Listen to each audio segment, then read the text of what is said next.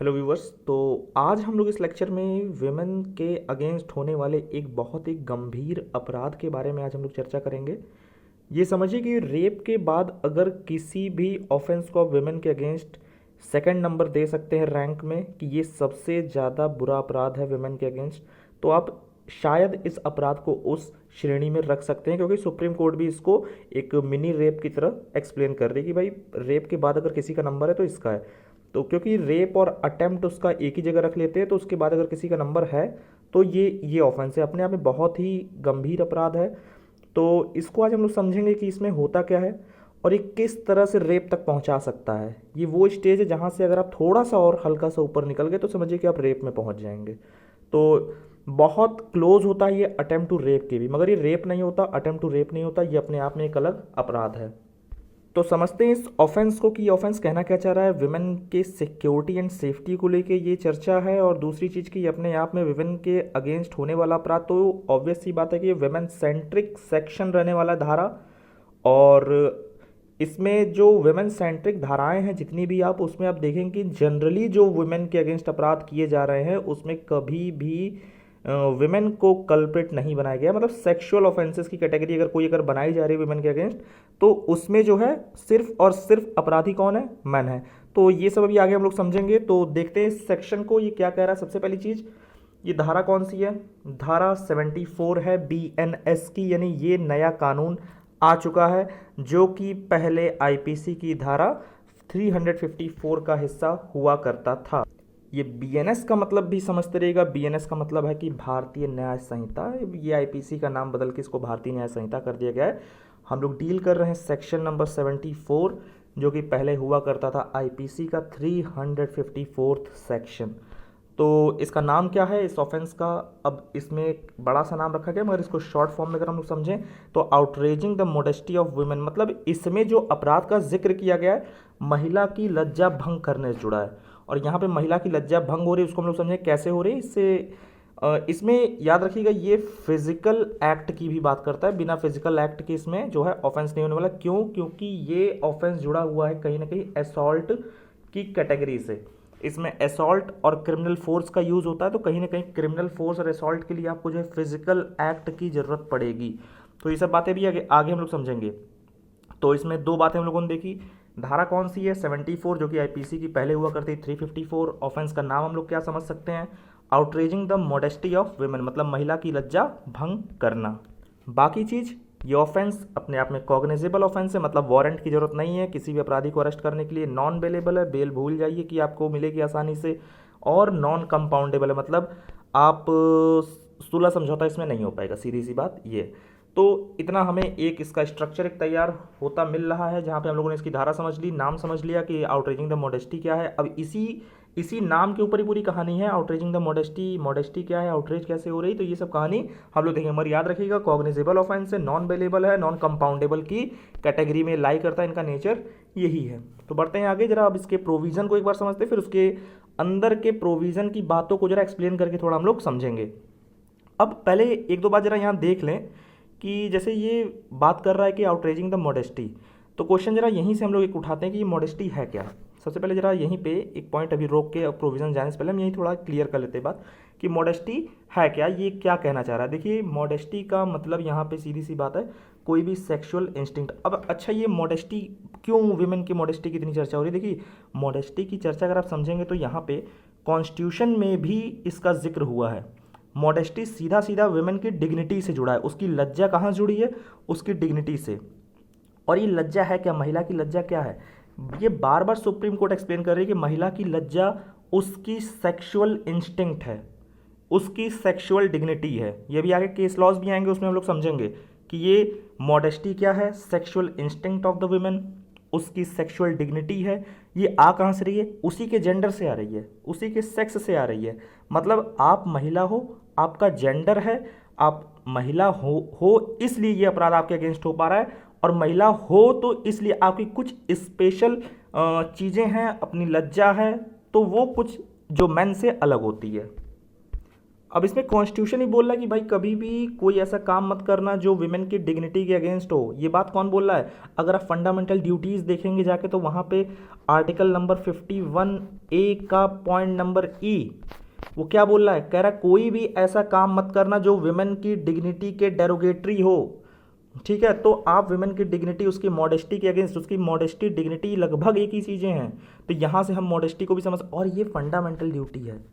हर एक नागरिक की जिम्मेदारी किसी भी महिला के अगेंस्ट कोई भी ऐसी बात ना करो, कोई भी ऐसी हरकत मत करो जिससे उसकी लज्जा भंग हो, उसकी डिग्निटी पे प्रभाव पड़े।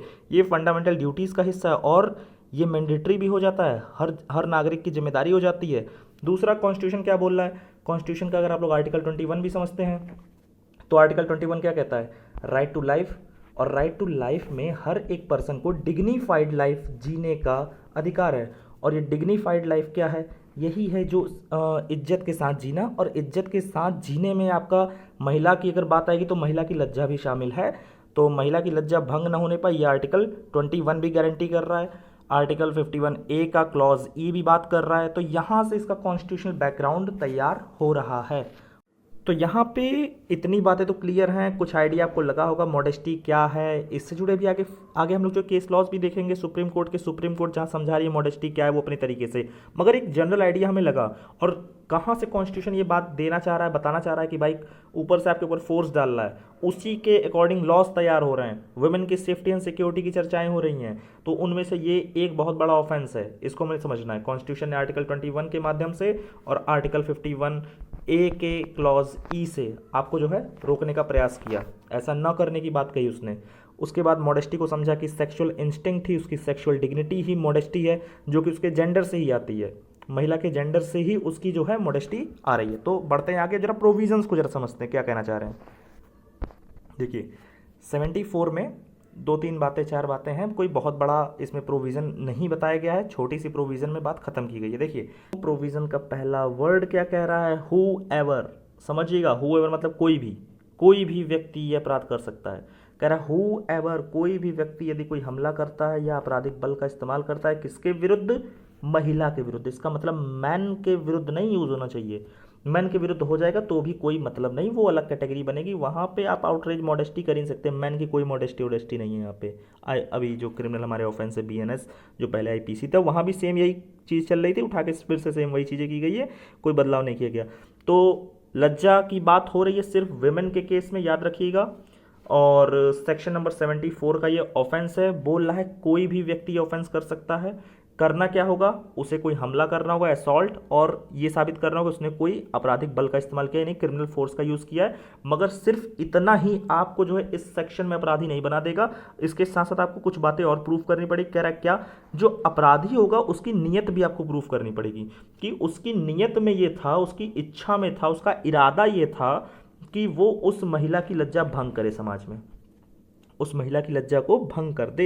ये नीयत भी आपको शो करनी पड़ेगी, उसका इंटेंशन, उसका नॉलेज आपको शो करना पड़ेगा कि उस लड़के की पर्टिकुलर। अच्छा बात यहाँ लड़के की आ गई। देखिए समझिए, ये सेक्शन जो जनरली ये देखिए ऑफेंस क्या है? विमेन सेंट्रिक है।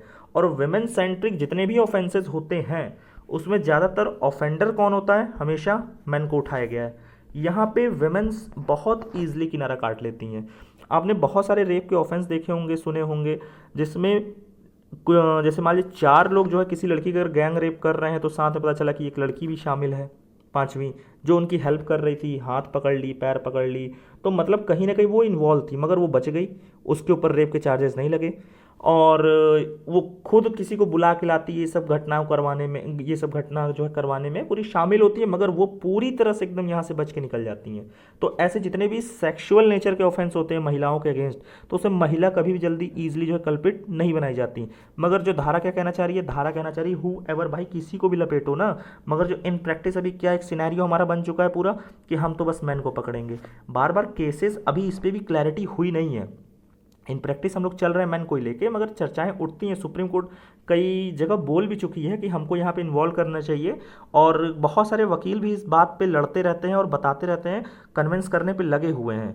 तो ओप्सो की मतलब जल्दी ही ये चीज़ बदलाव होगा और एक बड़ा जजमेंट आएगा जिसमें बहुत ही एक्सप्रेस तरीके से इस बात को इंटरप्रेट किया जाएगा, इस हु एवर वर्ड को डायरेक्टली बोल देगा मैन और वेमेन दोनों शामिल हैं। क्योंकि आपका जो बीएनएस है, जो आईपीसी था, उसमें ये भी तो बोला गया कि ही में शी शामिल ही होता है।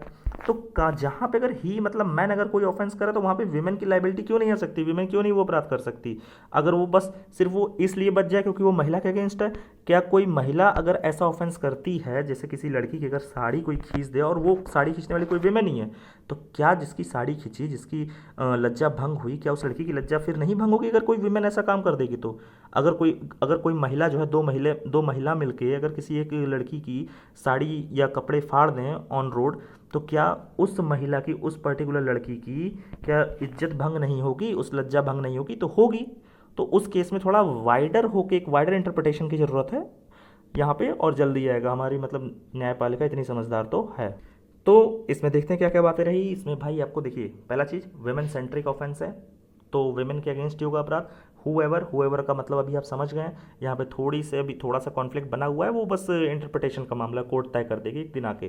तो अभी जो चल रहा है उसको समझते रहिए। अभी हुएवर वर्ड है, जनरली इसमें जो है मैन को ही पकड़ा गया है, और बोला भी जा रहा है भाई ये हमला तो कोई भी कर सकता है ना, क्रिमिनल फोर्स तो कोई भी यूज़ कर सकता है, असॉल्ट तो कोई भी कर सकता है ना, क्या महिलाएं नहीं कर सकती? कर सकती हैं। तो इसीलिए भी इसमें थोड़ा सा इंटरप्रिटेशन खेल रह गया, थोड़ा सा लूप होल रह गया, मगर उसमें कोई दिक्कत नहीं। कोई अच्छा वकील आएगा, उसने अच्छे से समझाएगा तो हो जाएगा काम। दूसरी चीज़, हुएवर, आपको सिर्फ क्रिमिनल फोर्स और हमला, सिर्फ इतने से काम नहीं है कि किसी ने आपके ऊपर हमला कर दिया, किसी महिला के ऊपर हमला कर दिया और महिला बोल दी कि नहीं नहीं तो मेरी लज्जा भंग कर दी। ये ऐसा नहीं होगा। आपको एक बात और साबित करनी पड़ेगी, उस व्यक्ति की इंटेंशन थी, उस व्यक्ति की नीयत थी कि आपकी लज्जा भंग करे, मतलब आउटरीच करे आपकी मॉडेस्टी। और अगर आप ऐसा करने में अगर आप ऐसा साबित कर देती हैं, सफल होती हैं, तो उसकी कुछ पनिशमेंट है। याद रखिएगा, इसी सेक्शन में डेफिनेशन भी है, इसी सेक्शन में पनिशमेंट का जिक्र भी है। तो पनिशमेंट कितनी है? अगर ये साबित आपने इतना कर दिया, कोई व्यक्ति अगर अपराधी साबित हो गया, तो भैया उसको मिनिमम 1 साल तो जाना ही पड़ेगा। मतलब 1 साल से कम मिलनी नहीं है, ये शुरुआत है 1 साल। पहले ऐसे लिखा है इसमें। तो मतलब सोचिए कितना इसको पावर देना चाह रहा है ये, कि एकदम मजाक नहीं करेंगे। लज्जा भंग कैसे कर दोगे भाई? इसके आप केस भी देखेंगे तो आपको लगे कि हाँ बहुत तगड़ा ऑफेंस है, ये छोटा मोटा ऑफेंस नहीं है। तो मिनिमम 1 ईयर रखा गया है, और जिसको एक्सटेंड करके आप 5 साल तक कर सकते हैं। शायद इसको और चाहिए था, बढ़ाया जाना चाहिए था 5 साल से।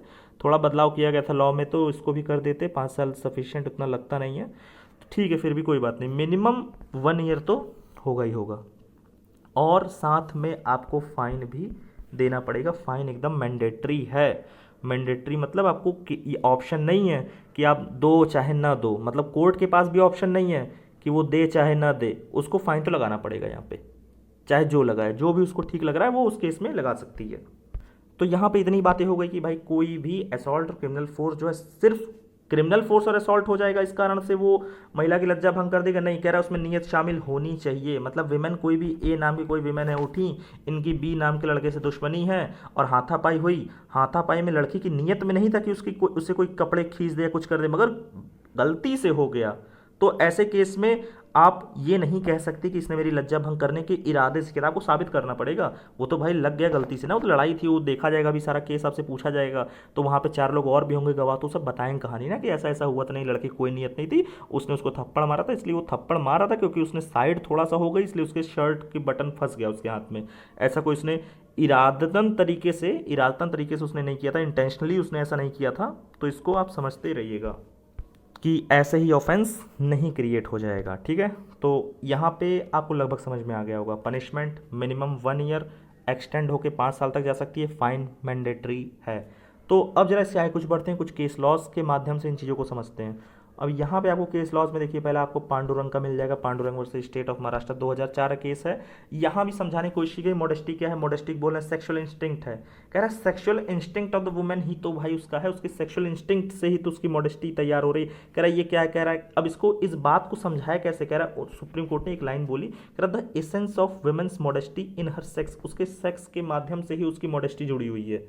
तो कहीं ना कहीं उसका जेंडर, वुमेन की सेक्सुअलिटी ही उसके मॉडेस्टी को जन्म देती है। और ये जन्म जो है जैसे वो पैदा होती है उसी टाइम से आ जाती है। तो अभी आप आगे केस में देखेंगे, मेजर सिंह के केस में यही बात बोली गई है। और इस केस में क्या समझाने की कोशिश की गई, पहला चीज़ तो मॉडेस्टी समझा दी गई। दूसरा क्या बोला गया, याद रखिएगा, इंटेंशन इज पूरे विवाद का क्रक्स रहेगा। अगर इशू उठ गया सेक्शन 74 बीएनएस का, किसी के ऊपर अगर आरोप लग गया, तो सबसे मेन क्रक्स यहाँ पे जो रहने वाला है वो इंटेंशन होगा। इंटेंशन पूरा खेल बदल देगा आपका। अगर आप इंटेंशन नहीं साबित कर पाए, सिर्फ हवा में बोल देना कि नहीं नहीं इसने मेरे साथ ऐसा किया है तो ये जो है इस सेक्शन में अपराधी माना जाएगा, आप ऐसे बोल के फंसा नहीं दोगे कि उसको मिनिमम आप जाके 1 साल से ऊपर आप सजा दिलवा दो, क्योंकि बहुत ही हार्श पनिशमेंट है इसमें। अब अगला पॉइंट इसमें क्या है कि विमेन का रिएक्शन बड़ा इस केस में रेलेवेंट होने वाला है। मतलब अगर ए नाम के लड़के ने अगर कुछ एक्ट किया बी के अगेंस्ट, बी नाम की कोई महिला है तो इसने कोई एक्ट किया इसके अगेंस्ट, अब यहाँ पे इन महिला का रिएक्शन क्या था इस एक्ट के अगेंस्ट, वो बड़ा रिलेवेंट रहने वाला है। पता चला हंस के चली गई तो भाई वो अलग चीज़ है। बाद में कहा कि नहीं नहीं नहीं अब तो मैं इस बात का मिसयूज़ करूंगी, इन्होंने मुझे मेरे साथ ऐसा किया था, बाद में इनके रिलेशन हो सकता है कुछ और हो, तो यहाँ पे इनका रिएक्शन बड़ा रिलेवेंट होगा। मगर हाँ, हो सकता है कि इन्होंने कोई ऐसा रिएक्शन दिया हो जो इनकी लज्जा भंग होने के बाद ऑर्डिनरी सेंस में कोई भी महिला देती, तो वो रिएक्शन बड़ा मैटर करेगा। मगर हाँ, याद रखिएगा रिएक्शन इनका मैटर हर जगह नहीं करता। हो सकता है कहीं भी किसी केस में हो सकता है विमेन कैपेबल ना हो, उसने कोई रिएक्शन ही नहीं दिया, तो इसका मतलब ये नहीं कि वो मामला जो है 74 का नहीं बन सकता। ये बात आप ध्यान रखिएगा, वो सिर्फ रिलेवेंट माना जा रहा है, इनका रिएक्शन निर्णायक नहीं होगा, फाइनलाइज नहीं करेगा केस। हाँ, आपके रिएक्शन को देख के हम समझेंगे जरूर चीज़ें क्या हो सकती हैं। तो पांडुरंग के केस में बताया गया, समझाया गया मॉडेस्टी क्या है, इंटेंशन को बहुत तवज्जो दी गई, रिएक्शन बहुत मैटर करेगा, याद रखिएगा। इसके बाद बढ़ते हैं अगले केस पे। अब यहाँ पे अमन कुमार का केस है, उसके बाद बलदेव प्रसाद का केस है। इसमें कुछ बातें बताई गई, जैसे मॉडेस्टी क्या, अगर कोई पर्सन है जनरली वो किसी वुमेन को अगर पुल करता है, खींचता है अपनी तरफ, उसकी ड्रेस को या साड़ी को खींचता है, रिमूव करता है और उसके साथ सेक्सुअल रिलेशन बनाने के लिए रिक्वेस्ट करता है, तो याद रखिएगा ये जितने मिला के बातें हुई हैं तो ये अपने आप में ऑफेंस क्रिएट कर दे किसका, 74 का। तो ये क्लियर होना चाहिए आपको। दूसरा, उसके बाद बलदेव प्रसाद का केस है, 1984 का मैटर है। यहाँ पे केस में अब देखिए क्या हो रहा है, एक व्यक्ति है घर में आ जाता है महिला के, तो वो वहाँ पे उसको पकड़ता है, अपनी तरफ गले से चिपका लेता है और उसके ब्रेस्ट को प्रेस करता है, स्क्वीज करता है।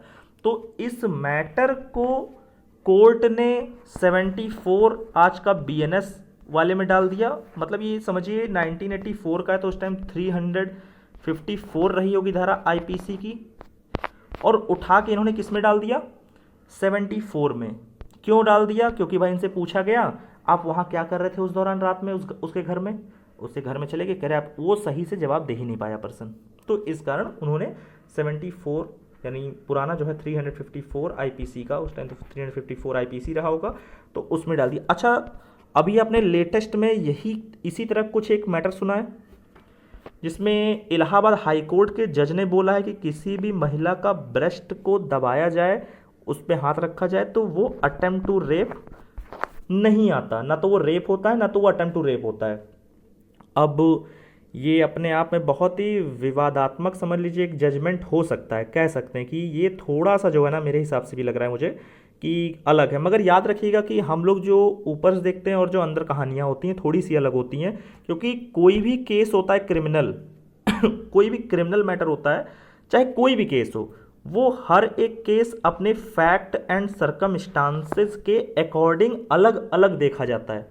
चाहे कोई भी मैटर हो सकता है बहुत सारे मैटर से जुड़ा हुआ सुप्रीम कोर्ट ने ऑलरेडी जजमेंट दे रखा है, तो आपको लगे कि नहीं नहीं सुप्रीम कोर्ट का जजमेंट तो ऑलरेडी ऐसे मैटर्स पे आ चुका है और आप ले आइए, इन्हीं को हम जो है प्रूफ करवा लेते हैं, इन्हीं ऐसा जजमेंट उनसे निकलवा लेंगे। तो नहीं नहीं, एकदम डिट्टो भी कॉपी होता रहेगा मैटर। तो हाई कोर्ट के पास पावर है कि भाई नहीं, हर एक मैटर, सबसे पहली बात, हर एक मैटर को आप इंडिविजुअली एक अलग मैटर समझ के आप जो है डिसाइड करोगे। उसके फैक्ट और सर्कमस्टांसेस हर पॉइंट पे हो सकता है एक जैसे हो, मगर कुछ किसी पॉइंट पे हो सकता है, एक पॉइंट भर की जगह पे होगी जहाँ पे उस चीज़ से अलग हो सकता है। क्योंकि आपने ये भी सुना हो कॉन्सेप्ट, कोई भी चीज़ 100% मैच नहीं कर पाती किसी भी चीज़ से, तो कुछ ना कुछ चीज़ तो बदलती हैं। तो इसीलिए बोला जाता है हर एक मैटर अपने फैक्ट एंड सर्कमस्टांसेस से दूसरे फैक्ट एंड सर्कमस्टांसेस से हमेशा अलग होगा। कोई आप पूरी तरह 100% मैच नहीं कर सकते, मगर हाँ बहुत सारे मामले आते हैं जहां पे कंडीशंस, सर्कमस्टांसेस और जो होने का तरीका होता है अपराध वो लगभग सेम होते हैं, तो उन केसेस पे जजमेंट्स काम कर जाते हैं। और वो भी डिसाइड कौन करेगा, जज ना करेगा कि हम लोग बैठे कर देंगे, जज करता है। अगर उसको लग रहा है कि नहीं नहीं ये रेलेवेंट है, इस पर्टिकुलर मैटर के लिए एकदम फिट बैठेगी ये कंडीशन, जिस कंडीशन पे सुप्रीम कोर्ट ने ऑलरेडी जजमेंट दे रखा है, तो ठीक है, वो जज जो है उठाएगा उस बात को एकदम फिट करके चिपका दे, कहे कि नहीं नहीं ये बिल्कुल ऐसा ही जजमेंट आना चाहिए इस मैटर में भी, तो वो मान जाएंगे, एक्सेप्ट कर लेंगे उस बात को। अब समझने वाली बात ये कि जो इलाहाबाद के हाई कोर्ट के जज ने जो बोल दिया ये बात कि यार जो ब्रेस्ट को प्रेस करना और किसी भी महिला के नाड़े को खोलने का प्रयास खोलना, तो क्या ये रेप और अटेम्प्ट टू रेप में आता है? तो याद रखिए रेप तो अलग चीज़ है, डायरेक्टली कहें तो रेप में ये नहीं आता, क्योंकि अभी इसको लेक्चर लाऊंगा, बिल्कुल इसमें आप लोग दिल पे मत लीजिएगा बात, क्योंकि डेफिनेशंस जैसी होती हैं वैसे ही अपराध बनता है। तो जब आप रेप की डेफिनेशन देखेंगे, मैं जल्दी उसका लेक्चर लाऊंगा, तो उसमें आप क्लियर हो जाएंगे क्यों हो सकता है कि शायद ये रीज़न रहा हो कि उन्होंने इस बात को अलग किया हो। मगर याद रखिएगा इसके अलावा भी उनके पास ऑप्शन था अटेम्प्ट टू रेप का, वो कह सकते थे इस बात को अटेम्प्ट टू रेप का केस यहाँ पे बनाया जाना चाहिए था। अब क्यों ऐसा कह रहा हूँ मैं, क्योंकि यार देखो जो ऑफेंस होते हैं ना, विमेन सेंट्रिक ऑफेंसेस बहुत ही ज़्यादा उनकी संख्या बढ़ चुकी है, और समाज में वैसे ही कोई एक बड़ा एग्जाम्पल सेट हो नहीं रहा तगड़ा। तो एक दो केस होते हैं, उसके बाद फिर जो है शांति आ जाती है, उसके बाद 10 एक एग्जाम्पल, पहले एक को फांसी मिली, उसके बाद कभी कुछ हुआ नहीं, उसके बाद 20 केस ऐसे आ गए खतरनाक लेवल के कि लगता है कि कोई किसी को कहीं काट के फेंक रहा है, कोई किसी को फ्रिज में रख दे रहा है काट के, कोई किसी को बैग में डाल दे रहा है, कोई मतलब ऐसे ऐसे अगर आप उनकी बॉडीज़ देखेंगे तो आपको लगे क्या हो रहा है, कितनी मतलब क्रूएलिटी, और लोगों के मन में क्या हिंसात्मक विचार आ चुके हैं, कैसे कैसे वो जी रहे हैं आपस में साथ में। तो ये सब देख के मतलब बहुत सोसाइटी को भी थोड़ा सा मतलब कंट्रोल करने की ज़रूरत होती है। और यहाँ पे सिर्फ जिम्मेदारी सिर्फ गवर्नमेंट की नहीं, गवर्नमेंट की एक पिलर के रूप में जुडिशरी की भी जिम्मेदारी है, और जुडिशरी का बहुत बड़ा भाई सम्मान है समाज में। तो अगर वो ऐसे हरकतें करेंगी जो सम्माननीय होंगी, तो उनका सम्मान और ओहदा उनका और बढ़ता जाएगा, लोगों की उम्मीदें और उनसे आशाएं और बेहतर होती जाएंगी। अब तो ऐसा लग रहा है कुछ समय से कि थोड़ा सा डगमगा रहा है विश्वास, मगर फिर भी कहेंगे कुछ जगह ऊपर नीचे होती रहती है हर चीज़, कभी भी एकदम न्यूट्रलिटी ऐसे बनी नहीं रहती कभी भी कहीं भी। अब देखिए दूसरी बात ये भी है कि इनको अटेम्प्ट टू रेप में इसलिए डालना चाहिए क्योंकि जब भी ऑफेंस कोई होता है कमिट, तो आप कोशिश करिए कि ज़्यादा से ज़्यादा बड़ा जो है एक वाइडर सेंस में उसको अपराध को कवर करने की कोशिश की जाए, क्योंकि जब बाद में प्रूफ होगा, चार्जशीट तैयार होगी, उस पर विवाद होंगे, बात होगी, तय होंगी चीज़ें बहुत सारी, तो उसके बाद जो होगी चीज़ें ना, तो कुछ चीज़ें वैसे भी अपने से कट जाती हैं। बाद में आप जब पनिशमेंट देंगे तो उसके बाद बहुत एक एक प्रक्रिया चलेगी, उसके बाद समझने के बाद आप जो चीज़ों को कम ज़्यादा करते रहेंगे वैसे भी, क्योंकि हर ग्राउंड हर एक स्टेप पे आपको जो है जब आप पनिशमेंट भी देंगे तो वहाँ भी आपकी जिम्मेदारी बनती है कि आप अपराधी को बुला के फाइनली एक बार पूछेंगे। तो बिल्कुल मतलब विमेन सेंट्रिक ऑफेंसेस में थोड़ा सा रियायत कम बरतनी चाहिए मेरे ख्याल से। तो यहाँ पे आपको वाइडर सेंस में एक पनिशमेंट डालनी चाहिए थी कि बड़ा से बड़ा एरिया कवर हो सके उस अपराध का, क्योंकि आप ये नहीं कह सकते कि यहाँ पे क्या होने वाला था। अब यहाँ पे अगर हो गया, अब जनरली जो मर्डर के भी बहुत सारे मैटर होते हैं ना, मर्डर में अगर किसी की हत्या हो गई, जनरली क्या समझते हैं कि हत्या हो गई, किसी की डेथ हो गई, तो डेथ हो गई अगर किसी भी कारणवश हो सकती है, मगर डेथ की डेफिनेशन का रूप एक अलग है। तो बाद में चेक ना करेंगे कि वो डेथ वो मर्डर में आ रहा है कि नहीं। वो डेथ तो कई तरीके से हो सकती है ना, डेथ तो सेल्फ डिफेंस में भी हो सकती है, डेथ हो सकता है गलती से किसी की हो गई हो, किसी के व्यक्ति द्वारा, या हो सकता है जानबूझ के किसी ने मर्डर किया हो। मगर जनरली हम मान के चलते कि अगर किसी व्यक्ति की किसी व्यक्ति द्वारा अगर डेथ कारित हुई है तो वहाँ पे हम पहला चार्ज मर्डर का ही लगाते हैं। तो मर्डर का लगाने के बाद जब बातें होंगी, चर्चाएं होंगी, इसका समझने के बाद हम लोग जो उसको कम ज़्यादा करते रहते हैं कि हाँ ठीक है, यहाँ पे उसने कुछ जानबूझ के ऐसा नहीं किया था, गलती से हो गया। तो ये सब, मगर हम लोग एक स्टार्टिंग में पहला स्टेप क्या लेते हैं, बड़ा लेते हैं, वाइडर सेंस में उसके ऊपर जो वो चीज़ें लेके चलते हैं। ठीक है, फिर भी जज की अपनी समझ होगी, गलत सही क्या होगा तो वो आगे सुप्रीम कोर्ट खुद बताएगी भी आगे, अगर ऐसा उनको लगेगा। तो ये बलदेव प्रसाद का मैटर रहेगा। इसके बाद आगे बढ़ते हैं, बहुत ही लीडिंग केस, दो state of Punjab versus major Singh का केस, बहुत ही लीडिंग अपने आप में, और दूसरा रूपक देवल बजाज वर्सेस केपीएस गिल का, दोनों ही अपने आप में बहुत ही तगड़े केस। इस सेक्शन के ऊपर 74 बीएनएस के ऊपर ये लीडिंग केस हैं दोनों। अब जरा इनके थोड़े से फैक्ट समझते हैं और कहानी फिर थोड़ी और आपको समझ में आएगी। जो state of Punjab versus major Singh का जो मामला है, यहाँ पे ऑफेंडर जो अपराधी होता है वो क्या करता है, एक 7.5 महीने की बच्ची होती है उसके वेजाइना को इंजर्ड कर देता है। मैटर यहाँ पे ये है। और ये मामला चला जाता है कोर्ट में और धारा लगती है 74, यानी पुरानी कौन सी लगी होगी, 354 लगी होगी आईपीसी की, क्योंकि आईपीसी अब तो बदल गया है भाई, बीएनएस में आ गया है। तो यही धारा कौन सी हो गई आज की, 74 हो गई है। तो ठीक है, अब ये मैटर चला गया, इस धारा के अंडर कवर हो गया। बात उठी कि 7.5 महीने की बच्ची थी, तो इस बच्ची के वेजाइना को इंजर कर देना, क्षतिग्रस्त कर देना, तो इनको यहाँ पे ले गया। अब यहाँ पे अपराधी जो ऑफेंडर है वो क्या कह रहा है, वो कह रहा है कि यार ये बताओ मुझे तुमने क्यों इस अपराध में डाला। पहली चीज कह रहा है कि इसमें बच्ची को भी तो सेंस होना चाहिए, मतलब किसी महिला की लज्जा भंग हुई, ये बात तब न उठनी चाहिए जब उस महिला को पता हो कि मेरी लज्जा ये चीज है। अब यहाँ पे 7.5 महीने की बच्ची को क्या पता कि उसकी लज्जा क्या है, तो तुम मुझे क्यों इस सेक्शन के अंडर कवर कर रहे हो। पहली बात तो उसने ये बोल दी। अब इसी पे सारी बात कोर्ट समझा दी।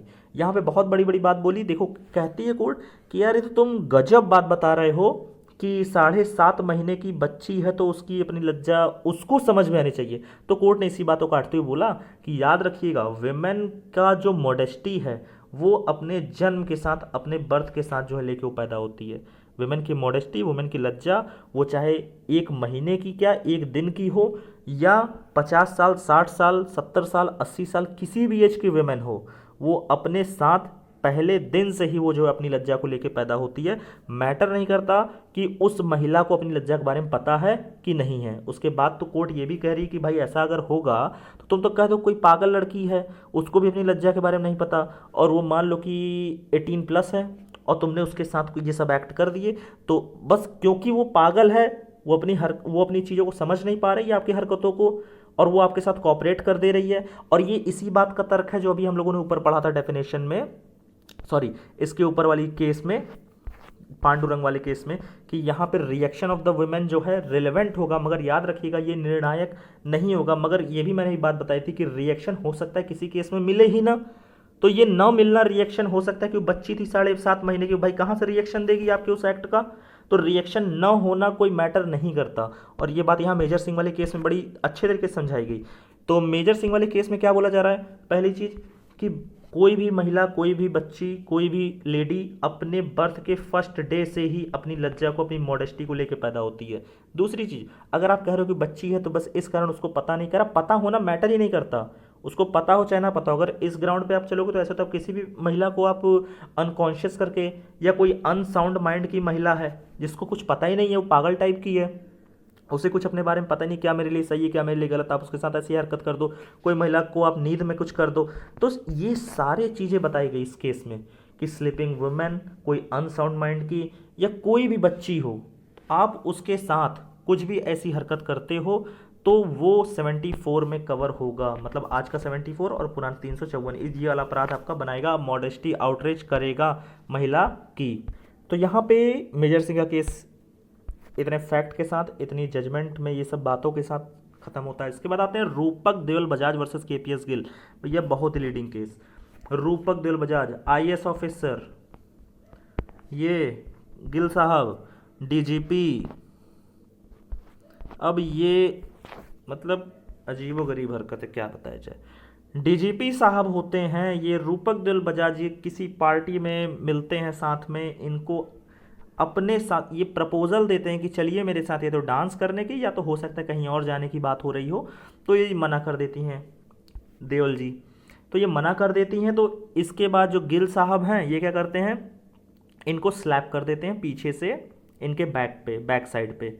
तो अब ये मामला उठ गया। अब ये भाई आईएएस छोड़ेंगे तो है नहीं वैसे भी, तो डीजीपी साहब के अगेंस्ट गया मामला बनता है और ये धारा लग जाती है चुपचाप। तो अब यहाँ पे सीधा सीधा कोर्ट समझाती, कहती है भाई देखो आप तो डीजीपी, आपको थोड़ा समझदारी से रहना चाहिए था, आपके ऊपर बहुत ही सुरक्षा और सेफ्टी की जिम्मेदारी होती है, तो तब आप ऐसा कर रहे हो। और इसमें कोर्ट क्या कह रही है, कह रही देखिए आपका जो हरकत था डिसरिस्पेक्टफुल था। दूसरी चीज़, आपने जो एक्ट किया है वो डिग्निटी के अगेंस्ट है किसी भी महिला के, तो आपने डिसरिस्पेक्टफुल कार्य किया, किसी भी महिला के अगेंस्ट उसकी डिग्निटी के अगेंस्ट कार्य किया। तो याद रखिएगा ये दोनों कार्य अगर आप कर रहे हैं एक साथ तो भी वो मॉडेस्टी के अगेंस्ट माना जाएगा, और मॉडेस्टी के अगेंस्ट है तो ये धारा लगेगी, ये अपराध बनेगा, आउटरेज की आपने। और इसी केस में बोला कि फिजिकल एक्ट भी आपने किया है।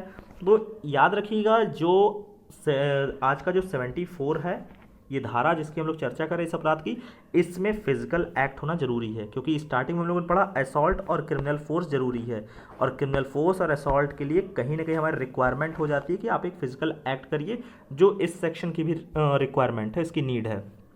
तो यहाँ पे KPS गिल का केस, बहुत ही भाई प्रसिद्ध आदमी है, बहुत ही नामी गिरामी आदमी, इनकी किताबें भी हैं।